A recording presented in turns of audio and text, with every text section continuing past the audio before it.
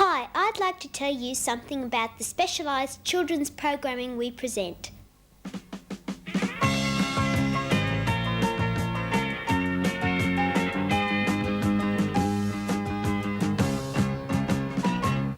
Hi, it's time for the afternoon show. Terrific day today. It's a Monday. And there's lots of things happening this Jill Ray with her friend Ebenezer the Dragon presents all programs daily from 3:30 to 5:45.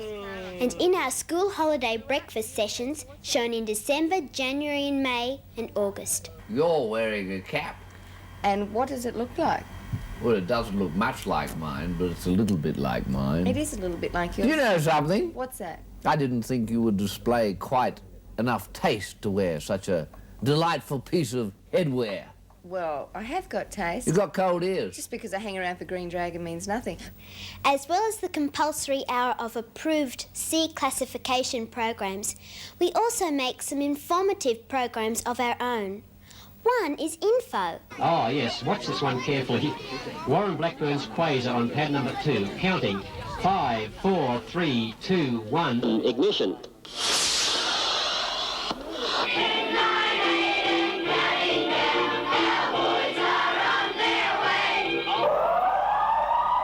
Well, on arrival at particularly a job like this, a house well alight, very smoky, possibly people trapped inside, one man or possibly two would don breathing apparatus and enter the building to search for any people that may be trapped inside the building.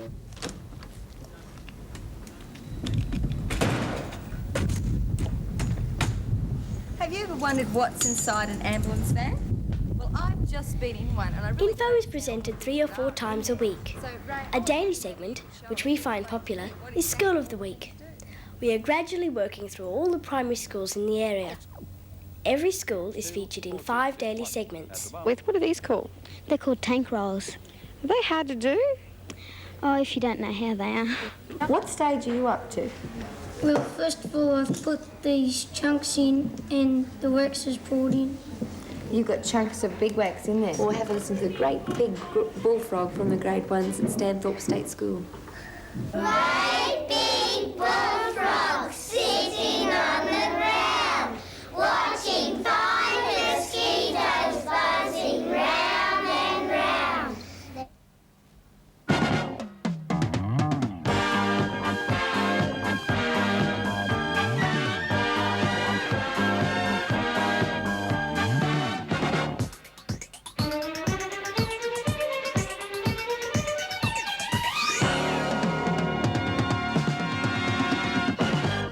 In an area which stretches from Tenterfield in northern New South Wales to Nanango in the Burnett area, east to Toowoomba and west to Gundawindi, presenting a comprehensive nightly regional news bulletin is something of a challenge. It's a challenge we faced with ENG, electronic news gathering. We are proud to have been pioneers in this system of news production, a full 18 months before the technique was discovered by our city TV cousins. Our 15-minute nightly bulletin is a professionally presented 2-reader bulletin, which on most nights comprises 70% visual stories. Specialist reporters and commentators also give it a big city look. Colin Morris has lived in Texas almost all his life. He's been log foreman at the mill for the past 9 years. Now he's caretaking until the auction next week. After that, he's unemployed. 700,000 hectares of wheat was expected to be planted. However, the extended dry period prior to planting has reduced this figure to 600,000 hectares. However, widespread rain over much of the Darling Downs has ensured... The meeting at Clifford Park tomorrow is expected to go on after a very fine day today. A fair bit of rain during the week, 2.5 inches or so, but the meeting should be held tomorrow at Clifford Park. Prime cattle, I felt they would have been a little bit dearer by now, but of course price structure is the big thing, and a lot of the housewives mightn't just pay the money if they get too dear. Not one letter nor one submission has been received. So we're left with the belief that the public are perfectly contented with all local electronic media. Either that or you couldn't care less. And frankly, I'm more inclined to think that the latter applies. I'm Jim Sweeney. The Darling Downs is the heart of radio country. In fact, Warwick is the headquarters of the professional riders' body, the Australian Rough Riders Association, and our outside broadcast unit regularly feature highlights of this action-packed sport. Well, now on the bucking grey horse down there, the Wild Colonial Boy and the Wild Western Australian Boy going at it, hammer and tongs now, right in front of the 10.45 camera. And Billy Wild goes to him, trying to rescue him, plucks at him and steps him down beautifully. Here he comes, Davy Johnson from French's Forest, and look at that cowboy go down and haul away. Had a couple of busted ribs at Mount Isa back in August and almost a couple more. Town and district festivals are good community involvement for the station. Of now being able to declare your Carnival of Flowers, the 30th, officially open. And coming up, of course, is Disneyland. Disneyland's one of our favourite programs on Great Eastland Television, and especially for the children. We've got Mickey Mouse and we've got Goofy. The favourite character. Just as we meet entrant number 8, Susan Hooper, and Susan is sponsored by the White Horse Hotel. Tonight, Sue is wearing a fine jersey gown in a crushed mulberry shade. The Love Boat. This boat has taken over 100 hours of work. And we've got ourselves a couple of lovely girls too, haven't we? Yes, we certainly have. And that's the Great Eastland Television Love Boat. You make sure you're watching for the Love Boat. And they are helium-filled balloons. Yeah. The Queen for 1979 is Corrie McBride.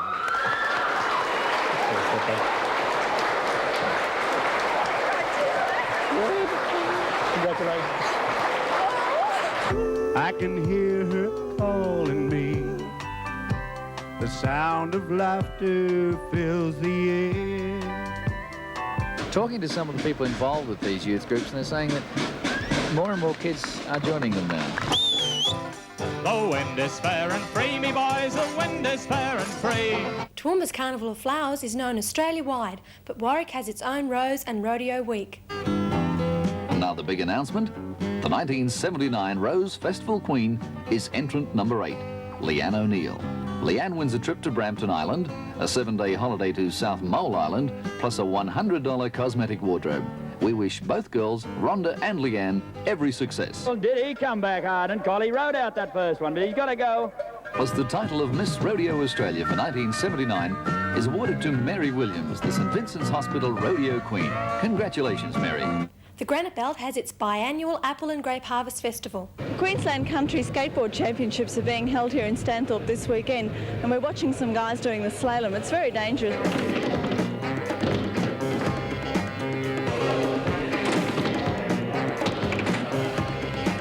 Jill's been given a special tip by a Stanthorpe person. She's been told not to stomp on the grapes, but to squish them up as one would do when one's doing the twist. So I think she's going to try this technique and see if it works. Of course, I couldn't come to the Stanthorpe Apple and Grape without testing some wine. While rural shows may not take prime-time entertainment, our edited highlights coverage of the 5 or 6 major shows in the area attract a good following on Saturday and Sunday afternoons.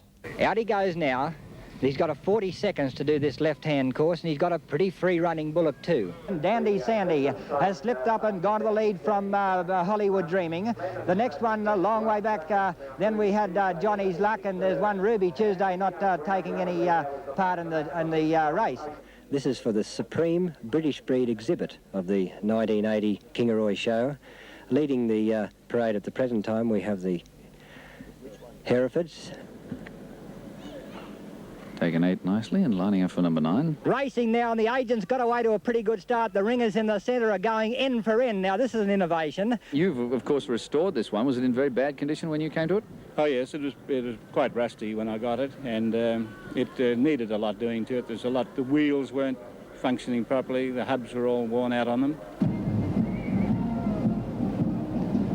An interesting feature here at the Dalby Show is the mohair fleeces. They are non-competitive, but it's always very interesting to see these new breeds coming onto the fore, particularly with the mohair fleeces being of very dear on the market and well sought after.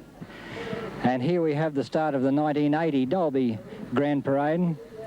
The Bradford cattle are the first of the beef breeds, and I understand from Mike Horan that the numbers are very, very close to Royal Show numbers in the dairy section this year.